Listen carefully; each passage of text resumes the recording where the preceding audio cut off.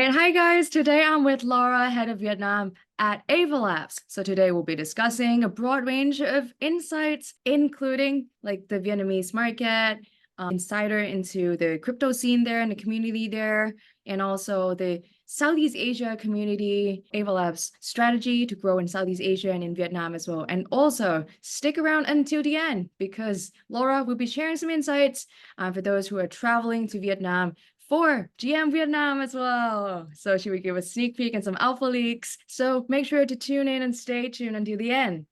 All right, moving to you, Laura. Can you share a little bit about yourself, your background, and your role at Ava Labs, please? Yeah, thanks, Sirada.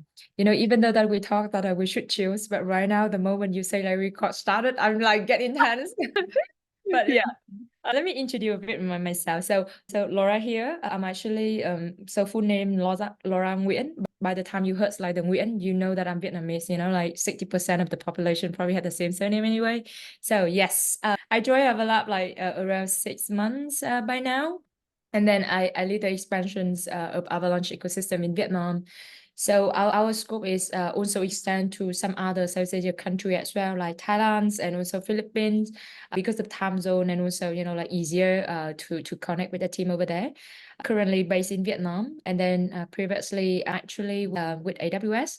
I also work with mostly like in the startup ecosystem and focus a lot on like Web3 startup, cover for Vietnam and Philippines in particular at that point in times. And then common question that people always ask me, how do I get into crypto? I mean, we're talking about background. When I did my like for the MBAs. And then at that point, I don't know what to write about. So I just see like what is most exciting, what do I have the most data about. So that's why I choose to to write about the funding landscape via the IDO at that point, like IDO, ICO, INO, whatever O there. And then in developing market. So I a little bit more academic in the sense, simple thesis, a bit dry, but yeah, that's how I get more into that sector. And yeah, here I am with so it used to be like zero and then half, like AWS with Web3, and then now it's like fully in Web3. I see, I see. That's Yeah. quite a transition, and many of your people have like tech background or like some sort of like Web 2-ish tech-ish background before joining Web 3. Yeah. Yeah. Yeah, So that's mm. um since you're the Vietnamese expert here, can you share some insights into like the current landscape of the crypto scene and Web3 and blockchain scene and adoption in Vietnam, please? So don't dare to take the expert title because the moment I say that, people was like, but yeah, can share a thing or two. So I think that in South Asia, Vietnam is in a very interesting positions. So Vietnam used to be number one in terms of crypto adoption. So this is public data, like people can search about it as well. And then after that, but right now it's number three, but still like number one in South Asia. I think big part of that because of population. We have around like 100 million population here. Tech is like play a big part here. The mobile adoption is really high, and so on. And also, however, the banking or like the unbanked population, I would say, is and relatively high here. So we just all of that add up together. That's why like the blockchain or like cryptocurrency adoption here is quite high. But also there's something else that Vietnam will be well known for. I would say that Vietnam had a very rich pool of talents in tech, right? So it's the home of like many projects globally as well. So we also had a few unicorns like come out of Vietnam's, even though that are not from Avalanche here, but I would say like Ronin's or like Axie Infinity. I think a lot of people know about them. They also come out from Vietnam, although the team is like pretty much like everywhere right now, I think. But you still right. And then also we got like other project and big player. Probably they based somewhere else. But there are tech talents here in Vietnam. And right now, we also receive quite a number of the requests from the global project. They want to set up the tech talents in Vietnam. So having said that, I will say that for the blockchain in particular, like we have a different association here for blockchain adoptions. The school is a bit more open right now, universities for the blockchains as a, like smart contract or like Solidity developer and so on. So I would say it's a very potential market because of, every chains win one, right? They want where the developer ours, so that they can just develop really cool application, and after that, potentially it will become a big hit. Really exciting market here. Got a lot of things in place to become big, but at the same time, it still get the area of improvement as well, or maybe you can say that of the area of growth. So still pretty green. I see. So can you give some examples of like which verticals or segments are trending and growing fast in Vietnam? So I think that to talk about that, we need to understand, or maybe I just expand my, I would explain a bit longer here about the history or whatsoever about the startup landscape in Vietnam, right? So we, like other markets, or like, let's say startup in general, or even right now, I think blockchain is still like fall under that category. Like they still need to raise funds. It's grow very fast. It's grow significantly. So we still plug it under the startup ecosystem.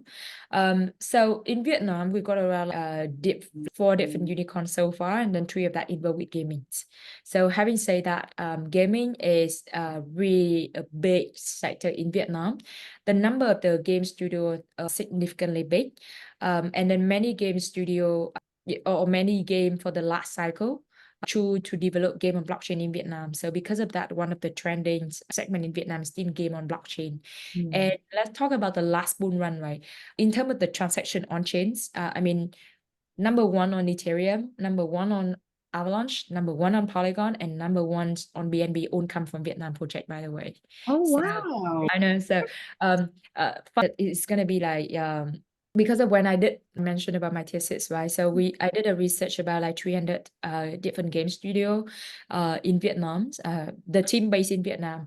And when I had talk about like 300 game studio, is those are the one that I can keep track of, and I know 100% they are in Vietnam, and a lot of other which is like say unknown, right? We don't even know where they are, or like if the founder is I know many of them actually in Vietnam, but they just don't want to, because if they move around and so on. But for the purpose of this, I just say like 300 project that I did a research, over like 450 million raised during the short period of time, only 6 months. And yeah, having said that, like you can see that when the bull run happens, suddenly like over 300 project in the 6 months can just build something really quick and really cool, right? And then manage to raise fund. Some of them, yes, of course, like they're gone by now. But at least it's still like gaming is still like really big here in Vietnam, gaming on blockchain in particular. So that is a first thing I will say, the vertical that are trending and growing fast.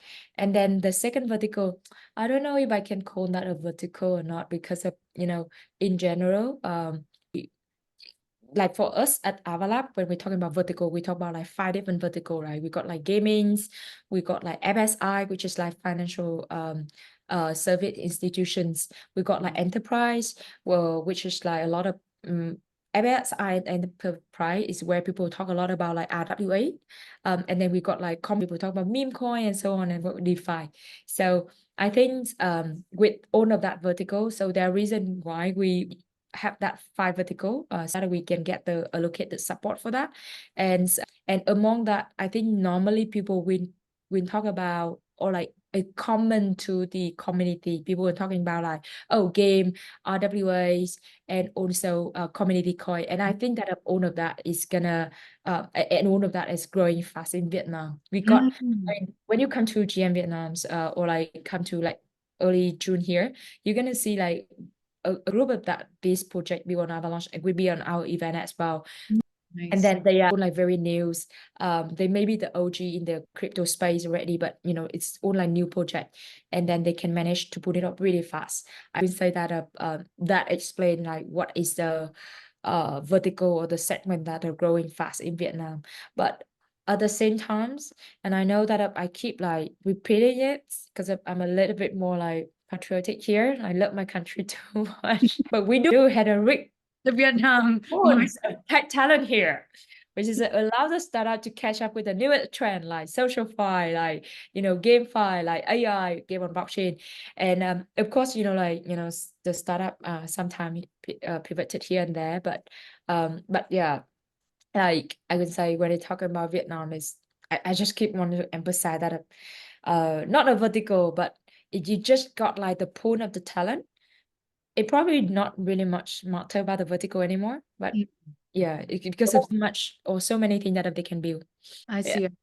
I see. Since you mentioned like that, some key verticals are like gaming and like RWA and some like community tokens like meme coins.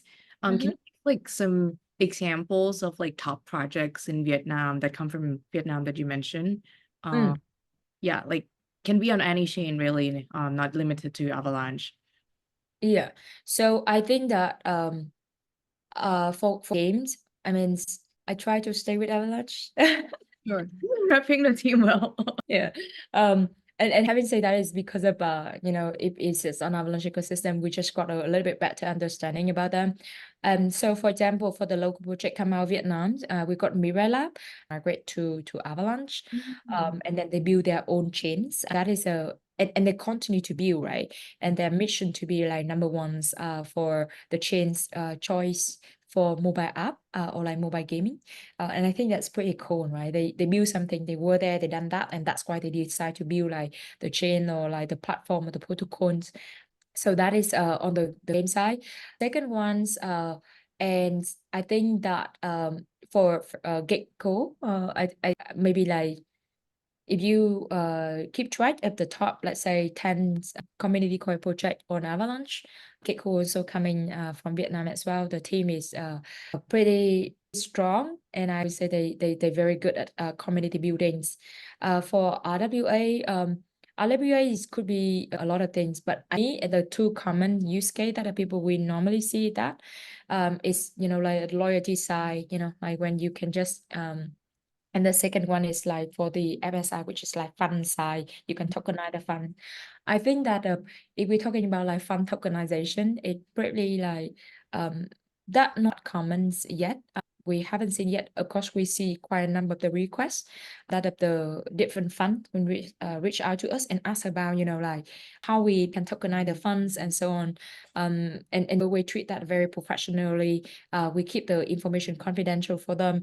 But having said that, to explain that we see like different use case coming out from here as well. For loyalty, we also I mean with the success of different loyalty use case on Avalanche ticketing system, and then we also got like the Empire State Building in New York also got like loyalty. So we do receive quite a number of requests. But the thing is, and some of them are actually building. But for RWA, I think it's take a bit more times. One is that because of when we're talking about like enterprise adoption, it take longer times. And the second one is that for like FSI, the fund tokenization, they need to get prepared for it from the both like the legalize the executions as well. So probably some hint that you may see like good like enterprise adoption coming out from Avalanche. Yeah. I see. Yeah, I think I talked to Jay from Ava Labs in the interview as well, and he mentioned like some use cases of like Ava Cloud for Yeah. enterprise adoption. So and Yeah. also like gaming Yeah. as well and RWA. So I think like both of you are like on the same page, on the same track. Learn by heart. We make sure that we deliver the message section, especially though from our lab. Yes, I did deliver the message. So Yeah. it's great that like the Southeast Asia scene and like the Vietnamese market are like aligning with that theme as well, and we're seeing use cases coming from like this region as well. So yeah, very exciting and looking forward to see some of these use cases Yeah. when the public. Yeah. So can you share a bit more about like your experience in like growing Avalanche in the Vietnamese market? Like what were some of the opportunities and like some of the challenges and how did you overcome that? Yeah, so I think that challenging. So when I first joined, I think last year, around November, and at that point, right, I mean it kind of warm but not hot. So actually, when I first joined, I received so many questions for and then my friends and my family say like, why you wanna join this? Like, is like it could be a bottom, it could not be. You want to join somewhere at the bottom? No, right? And then it's also like give me a lot of thought about like, yeah, if I really join a Web3 company right now, or like what is the challenge and what is the opportunity that I can or I see in promoting Avalanche and also like Web3 technology in Vietnam. So I think that the trend of play to earn or do something to earn is pretty strong here. I think like from 2021, and I think this is something very unique in South Asia, which is like for me when I stay in South Asia, I think that oh, it's pretty common, like very common. But when I start like, or even like earlier this year when I joined GDC in the US, right? When I talk about that, people's like, no, like, no, it doesn't make sense. And I mean, of course, like right now in South Asia, people also say doesn't make sense. Yeah. You know what I mean? But because of which that, but Yeah. that part of the world, they haven't experienced that, play to earn that extreme. But I think the culture is very, very in terms of the South Asia side and also the US side. So I think when I first joined, the challenge for me is really like to make even my team to understand localization is super important in the part of the world. Like Vietnam is not like, the Western side or even like uh South Asia in general. I mean, Singapore is a bit different, right? We don't really count Singapore as developing. I mean, it's like, but even though, right, they still like impact a little bit because we do see the community in Singapore so behave the same. But yeah, I would say that the first challenge is it's just even like to map out the market here with the US side. And if you want to, because if you want to promote Avalanche in Vietnam markets, the first thing you actually have to align internally first, right? Like we can't use the same playbook over there here. That's why like they need the team to do that. So I think like first understand the differences, the different perspective. And the second one is then talking about like play to earn and do some things to earn here. It's pretty strong. And then because of that, it's slowly changing right now, but let's just say that trend, it create a holes in the user and the project that without making the real value. And right now right now, I think most of the project understand that, but most of user, do they understand that and do they accept that yet? Or they only, like feel attached or like attract to a project, it is something to earn. For example, you're watching an advertisement for, it's all like watch to earn in the way, right? But as well, or maybe like a lot of social file project, what they do at the moment is like kind of marketing tool. So you have you in that community and then you promote another project, and because of that you earn something because of you promoting. So instead of paying to like big guy, like the actual user also can earn something. So I think yeah, but just change the perceptions of the in general is quite challenging, I would say, when I first come in. And yeah, I think that I receive a lot of questions about like, oh, so what do my user have? And when I say like, your user gonna have fun, and then the project is like look at me like, sure. Imagine that if I'm from Avalanche, naturally I just want the project to adopt Avalanche to build something cool, right? And then because of that I walk backward a little bit. So but the project, their user want to earn something, so naturally project also want to tap to a certain pool that they can have to deliver that to their user, because of the project just want the user to stay in their community, right? And then they will want the grant or the fund. And then but for us, we come in a lot of the time, yes, sure, like grants to help you in a certain way, but we want a cool project and we want the one that appreciate our core technology a lot. And then when just like come in and say like, like I can help you with how to put, and I can help you with like build a really cool thing. It takes time to here. And I mean, slowly the time people will realize that, but at the beginning when I talk about like, oh, users, you're gonna create a super cool game, your user have fun, and then they look at me is like, sure, at some point, sure.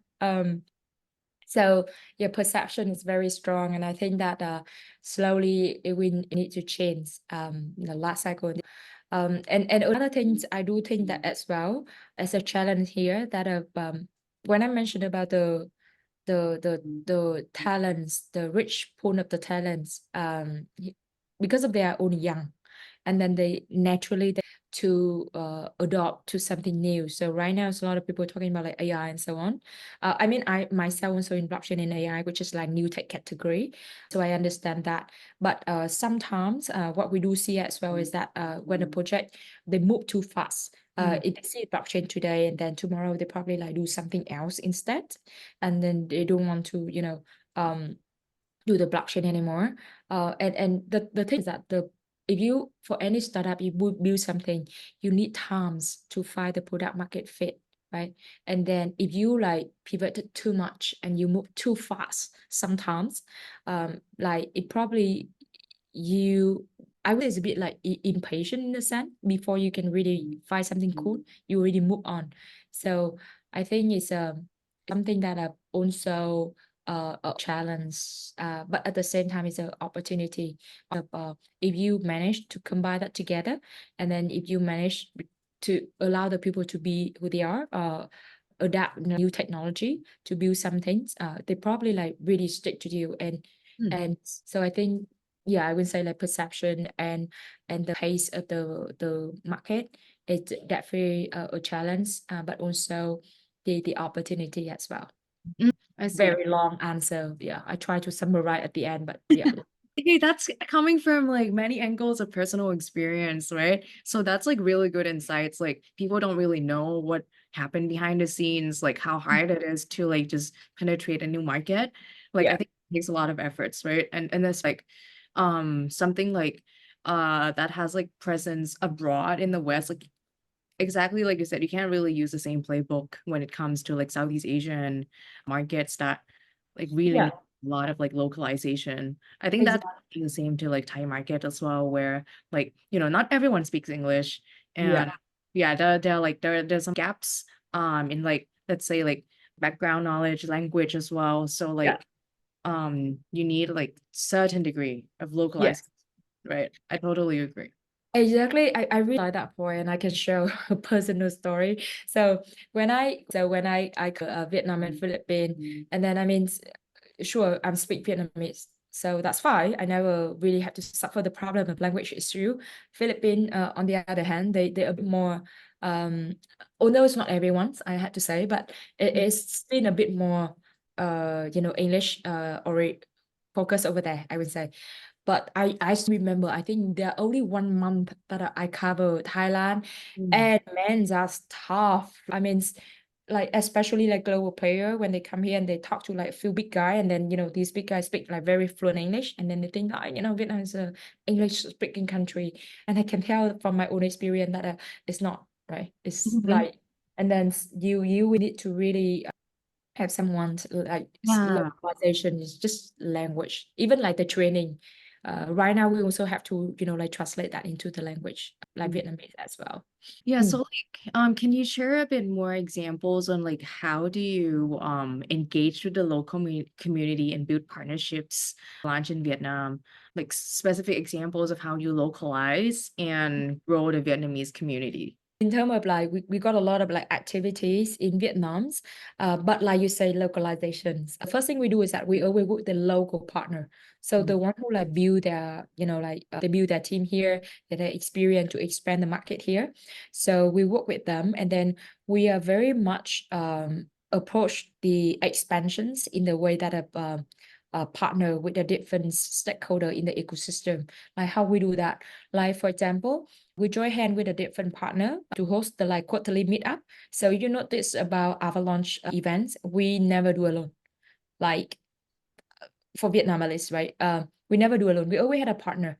So our partner join there with different roles. They can just like either just like technology partner, they can just like provide the locations, they can just like have a few speakers to share the experience. Sometimes they can just like go and demo their solution. So we like play with a partner that and have to be the local partner. And at the same time, we also bring the global partner to Vietnam to connect to those local partner as well. Because of, if just like because our role, right, meaning that we are a global company, but at the same time we got a local team, so we got a lot of luxury in the sense that we can get a both experience and exposure to work with the global and local. And if we don't leverage that to connect them together, it's actually for me it's a missed opportunity. So join hand with the local team, but at the same time promote the local team to the global partner so they can work together.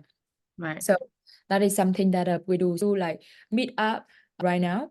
We also like do we do a lot of builder dinner where we keep that quite curated around like 30, 40 people, and then over there they can just like have the conversation. Meet up is the style of networking when we had a lot of people. So I mean, love it. Outreach is better, but at the same time, how many conversations you can make over there. So we want outreach, but at the same time we want curated. So that's why we do both right now. And then another thing we also partner quite a bit is that we leverage on the strength of Vietnam, which is I mentioned that we got a very rich pool of the talent here, which is like outsourcing company. So we partner with quite a number of the outsourcing company here. We do the training for them, so that of their teams. One is that the training is gonna be or if it's not in Vietnamese, it's gonna be even is in English, but then their team take it and then translate and then do the training internally. And after that we support them by like running hackathons with them. We support from like the perspective, like from our expertise, so we could share the idea. And we also support from like if we got like grants or we got like the prize or reward. It's actually not a lot, right? It's not a lot, but it just like kind of make them feel that we much hold hand with them, and we been together, right? We don't like, hey, here's the thing, go and do that. At the end of the day, give me the KPI. We are not like, we've never done that. We're actually very hands-on with most of the project that we work with. And it's not because we want to control it, but it's just because like partnership is really important. Partnership is had to be the two-way. And it's how we engage with the local community and partnership in Vietnam. Ah, I see. So, bringing both like the local projects and partners to be like global partners and like acting as like intermediary connecting between the two sides, right? Yes, exactly. Yes. We are pretty much just like believe that. I mean, I'm sure that when both sides they can find the common interest, they will remember us. And then after that, they will. I mean, I think for any kind of partnership or when any change, any project, this is something I found personally. So any project that when they start looking for a change, right, to work with, or like an infrastructure player to work with, often, yes, we question that hey, what's your grant? How much you can give us? Sure, a bit harsh, but transactional, but sure, we take. But at the end of the day, right? Then we like I noticed myself, the project choose is because of to see who are like on the other side, how they can support them, right? Beside the money, right? It's okay, like you can money at the beginning, but honestly, this kind of money the project don't keep for themselves, right? They actually use that to acquire user. But because of this, like field is relatively new, so things happen sometimes, incident happen sometimes. Right? When incident happen, you want someone there for you so you can lean on, not someone just like, I had nothing to do with them. And I mean, we just give them the grant that says, like, it's very tough. And, or even sometimes just simple thing where when they roll out, they need that endorsement from us. Right. And yes, we don't endorse like, hey, let's buy this token or that token, but we endorse that of, hey, we actually work with that team and we know that like they're legit. We know they're building. Maybe we don't know how much they like how well they build. Maybe, but at least we know they try. And I think that the trusting is super, super important. That is something that I found very at the beginning. I'm very worried. Oh my God, like I don't think I give a big checks in terms of grants ever to any project. But then slowly in the time, like when I talk to the project and very diligent, talk to them and really try our best. Like by like sometimes it's okay, you don't need to be on us, but if I know someone, I can connect you. Yeah. Simple like that. And then at the end of the day, they suddenly like really appreciate that. And when they appreciate that, and then they just come back, and the summer project is like say that like we never found someone as supportive as you, like as you are. You really try to help us, and we didn't really give the money though. We didn't give like a big check, but they don't need it. Right? For them, it's just big check. So what? At the end, you just like pay to acquire user anyway. So yeah, but yeah, just that is something we like I personally found it a bit like surprisingly for me. And because of that, like we really try to our partner build an ecosystem, a partner build a strong ecosystem there. So can you share a bit more on like the broader strategy in terms of like how Avalanche is planning to grow in Southeast Asia beyond Vietnamese market as well? Like, are there any particular countries that like Avalanche is focusing on, and what are like some of the key milestone and KPIs? Yeah, so I think that similar like Vietnam's, that is something we will do the same for other country as well, which is like we continue to work with our partner. We build a very strong ecosystem partner, hopefully, something that we want. We also continue with education, so we got a hackathon with the training, and have say that like AVAX Academy is something that I really hope that each country will have their own language over there. Like for example, AVAX Academy in English right now. We're gonna get AVAX Academy in Vietnamese. We're gonna have in Philippines and Thailand. So each country had their own language. That's something that we want. And also there's something that I think that we need to work harder on this, or like continue to work hard, which is like the use case. And I think that each country will have a different use case. Like for example, probably in Vietnam, the very strong use case for us is gonna be involved with gaming. Maybe I mean, I just say randomly, like for Singapore, maybe the use case strongly is gonna be on like SI or like the financial, because of Singapore is a financial hub over there. And maybe for it's gonna be like gaming and also for telco, right? So I think the strategy is have to be like you need to understand what is the one use case that will be able to pick up in each country, and then you can focus on that. So find a partner can deliver that and to understand and work really best in that vertical in particular, and then focus on each of the vertical instead of I mean, yes, because we are relatively early right now. So when we are early, we have to, it's like kind of, we are supermarket, and because of your supermarket, compete with other supermarket as well. I mean, not much of the competing, but you need to make sure that the audience know whatever you have on the table. I mean, this country, maybe like people don't care about gaming. So like, what is the point for you to push for gaming? And if you don't push for the gaming, what is the point for you to partner with a gaming partner? Probably like you spend that effort to focus on certain, use case of that country. So that is something that I will say gonna be the growth strategy, at least localization, local partner, and local use case. Three L's. The slogan, 3 L's from Avalanche. Yeah. My name is Laura. 4 L's. Even Yeah. perfect. That's like the perfect elevator pitch. Yeah, exactly. Oh, okay. I mean, it just come out from nowhere right now, but yeah, I remember. That works. That works perfectly. Yeah. Just make sure I say that next time. So, you mentioned like Philippines and Thailand. Like, are you planning to like cover the whole Southeast Asia, or like are there particular Southeast Asian market that are like, let's say, top 3 or top 5? Yeah. So I would say that we don't want to limit ourselves in whichever market, but it's just more about like there's so much more out there. But which market that you think you will be able to start first? So I mean Vietnam, definitely. So we start that. Also because of Vietnam got a very strong tie with Philippines. So Philippines for sure. Indonesia, very strong. So I think Indonesia is another market that we want to. We still like need to find strong partner to help us execute over there. Also, like Thailand, as you'll be there, they're very strong. Although that I think we need more work there as well.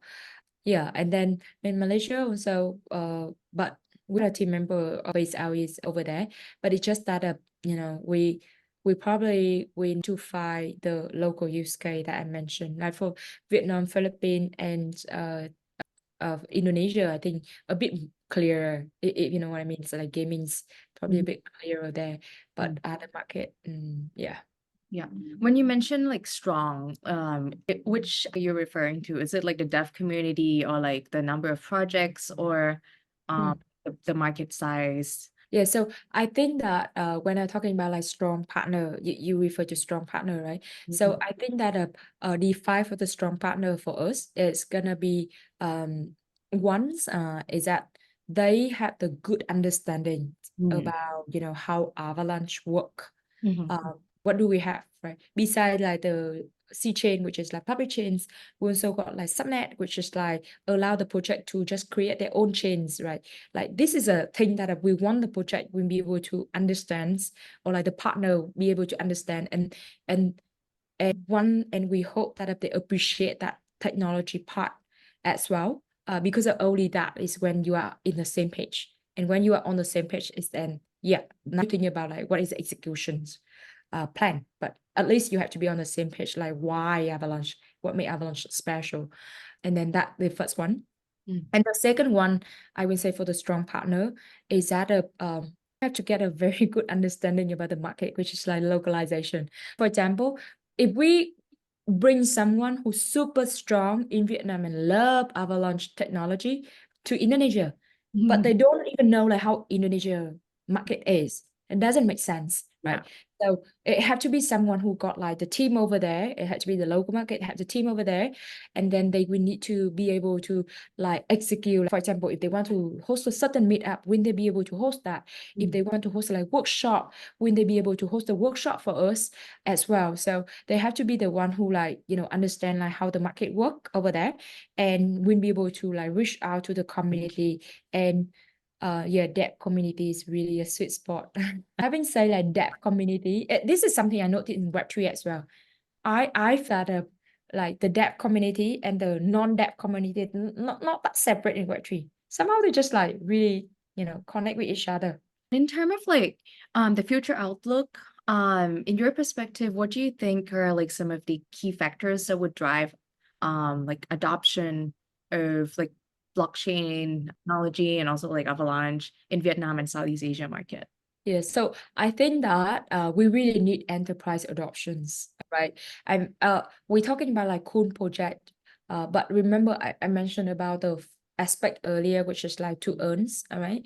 And then if you want to be a bit more like sustainable project, it means that you will need to be able to have a certain use case that the user willing to appreciate the technology, and then they don't have to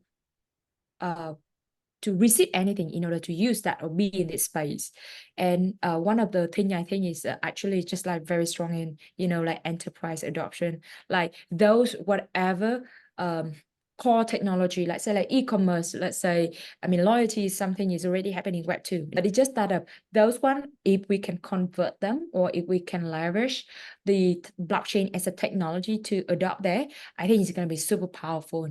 And I think more and more nowadays in terms of like enterprise adopt that, but not yet in South Asia. And I think that I would love to see more of that. And with that, it definitely gonna drive the adoptions here, like in Vietnam or in South Asia in general. And I mean, maybe like in 3 years ago, we can say that, you know what, it's too crazy market. We not ready for that. We don't want to put our user or our like reputation at risk here. But I think right now, after 3 years, it's slowly maturing right now, very slowly, but it's maturing. And if it's maturing, it's probably, enterprises willing to even just do POC and see like, how does that work? And then if they see like, hey, it's actually pretty well, I like it. And then it's when like they actually can adopt that, and when we have them adopt that, it's mean we have like million of users over there, and it's going to drive adoption. The other thing I think that definitely green adoption as well, is how to say, you need to keep the builder away excited, right? The builder is not excited, then forget about it, they move on to be something else, which is like this is when I think the role of AI play a little bit here, because of like as a technology or like as a builder, you tend to like something cool and new.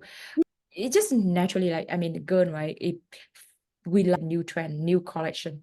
I mean, for a builder, they also like a new technology. It's a bit too much of metaphor there, but that's what I mean.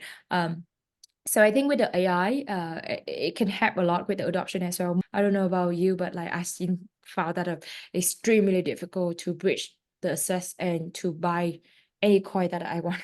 So I really hope that with the new technology, it can help just us easier. Imagine in the future we can just say like, hey, by a voice and say like, hey, can you please help me to tell me anything about that project and help me to execute that deal. That Done. would be awesome. Yeah. Like that can help like execute like transaction just like so much faster. Yeah.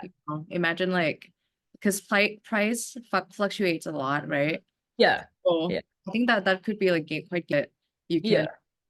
let's say, execute transaction or Mm. assets around much faster using voice, and like you have to lock in. Yeah, exactly. I mean, Actually, yeah. a slowly user already feel that, right? Because I mean, you right now a lot of project come out and they're talking about like, oh, user can just do social login and don't have to worry about what a seed file whatsoever. When I first started, everyone say about like security and only no one can keep that. But right now it's just like I forgot my password. I mean, I forgot what I ate yesterday or like lunchtime. So do you expect me remember the seed file? Unless I got a million of that account, I care about that. I got like 100, few probably don't, right? So it's already like the value chain, right? The value chain from like security to convenience right now. So I think that meaning that the market or the technology adopts with the what it value most to the user.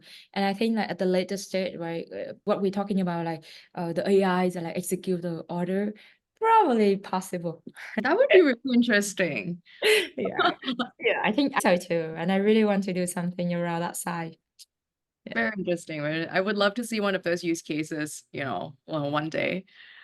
Okay, Mhm. moving the next part is GM Vietnam. So we mentioned a little bit earlier about this upcoming So Yeah. can you share some more insights on like what can people expect from GM Vietnam, and do you have any like insider trips of people traveling to Vietnam? I mean, this will be my first time at GM Vietnam as well. So what advice would you give to a first timer to GM Vietnam? So gosh, remember try to lose weight before you come so you can eat more here. So this is big and that it's hot here. So also another thing, don't too fashionable, just cool. Like Bangkok, right? Last time we went to, and everyone had a aircon, okay? So it's just a survival example or like advice first. Now we move to professional advice. So professional advice is that it's a really good place for you to connect with the people. And I think that this time, the organizing team, they do really well in terms of like bring the people from different part of the world to here. So just make sure that check it out, like different local player here, so you can connect with them. So I will say that for the different project, if you want to come to Vietnam, and then you wanted to just look for tech talents here, you can join our matching event. So we actually host a matching events in which that we allow. Remember, I told like I try to connect the local and the global. So we bring a lot of like the global project, like in the line of like Sharkno, YGG, Bitadao, come here and looking for the talents to build that team in Vietnam. I mean, just looking for the opportunity, and then it's always better if you meet your team in person, right? Especially you decide to outsource it. So these are something that you can consider looking for the tech talent to maximize your time, especially those who coming from far away. And for those who like maybe not looking for the tech talents, maybe you try to looking for the local meetup. So local meetup meaning that like for us, for example, we got a team here, we base here, and then we with a lot of local partner to create our own meetup. I know I sound a lot like advertisement right now, but but you do have the we do have a meet up here, and then we very localized. We the local player here in Vietnam. So if you are you know, like international or like foreign investor, make sure to check it out, because it's where you can see like this is the project like built in Vietnam. What are the, you know, like the how they build, who they are, and what is their view, just like general connection is a way better for you to expand the connections.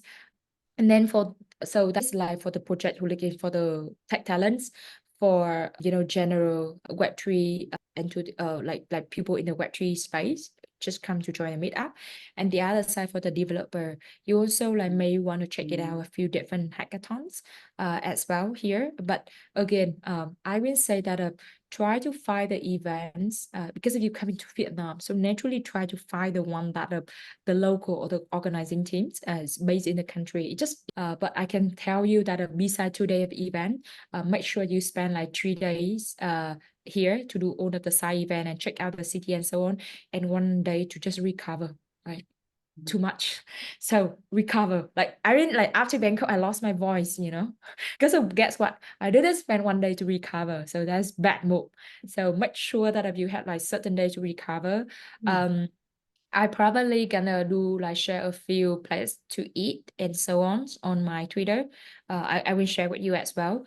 And then people can just like go check it out. This is a good place for you to like what to eat, and I mean my own curated list, because I ate too much, I think. I'll be eating buddy. Yeah. Which Yeah. area would you recommend people to stay around? But try to aim to stay in District 1 because there's more happening there. But if it's not the case, you may want to consider like District 3 or District 4. It's not that bad. It's still like relatively close to District 1. And at the same times, you can, you know, like easily go to, because most of the side event is gonna be in this like 3 district, I would say. District 2 is a bit further away. It's nice and it's cool, but it's just more like further away. So remember, what is your number? 1, 3, 4. It's like Hunger Games setting, like District 1, 3, 4. Actually, I didn't think about that. Now you say, I feel so. Yeah, guys, remember that number. Games in Vietnam. Yeah. Oh gosh, yes. There's something as well. I would say like, yeah, just mentioned, right, it's hot. So and not everywhere has aircon, yeah. I will say that Thailand is pretty much like everywhere had aircon. Yeah, but Vietnam, some cafes may not have an aircon. So yeah, just very common. What's the best way to get around? Like, do you Oh, any yes. app to download? Yeah, so I think that most of the stuff here we use like we travel around by Grab. It's super convenient. So the moment that I would say for international guests, when you first come in at the international airport, and then try to walk out first, and then you start booking Grab, and you have to cross. I think it's like you walk out. It's only one door to walk out, and you just look straight, like 3 lanes ahead of you. You're gonna see the side, the Grab over there. So Grab didn't pay me for this to advertise, but you know, since it's convenient, I say that anyway. The traffic hour is quite bad, which is like 8 to 9 in the morning, 4 to 6 in the afternoon, or 8 to 10 in the morning. And then if you don't mind, can just move around with Grab bike. Very convenient. And the funny thing, like Grab bike, you have to wear the helmet. And I know that a lot of people doesn't want to wear the helmet that 1,000 other people wear. So it's very good cool that maybe carry something with you so you can cover your head first. So yeah, it's something. Otherwise, you can just go with your car. And for anyone who like outside Southeast Asia, Uber doesn't work here, my friend. So forget about Uber, yeah. Note of that, guys. Uber doesn't work in Vietnam. Use Grab. Final question. So, can you share some exclusive insights or alpha leaks that our audience should keep an eye out for on what Ava Labs, Vietnam, or in Southeast Asia? Yeah, so we quite a few big games coming from Vietnam and coming to Avalanche as well. And I think that depend on the times of announcement and so on, but maybe, you know, check it out, and then we make sure that they will show up at our Avalanche meetup. So if you be there, you're gonna meet them. I think that is what I can say before I start getting any legal issue. All right, guys. So that was like something special coming from Laura's side, what she's working on. Super exciting. A few games coming through, so definitely watch out. And anyone going to GM Vietnam, make sure check out her event and stay tuned for a recommendation of list of things to check out from the expert. Yep. All right. So I think that wraps up today's episode. Thank you so much, Laura, for such a fun episode, so much alpha, so much insights. And yeah, definitely love having you on the show together. Yay. Yeah, thank you so much for doing this. I know it's a lot of hard work, and I feel already that I wanted to do that for like 10,000 times, but I never managed to pull it up. So great work, and really appreciate that you give me the chance to share today. Of course. Yeah. Thank you. Thank you for tuning in, guys. Stay tuned, subscribe for more Alpha Leaks and insights and more episodes to come. Yeah. Thank you, Laura. Of course. Had so much fun.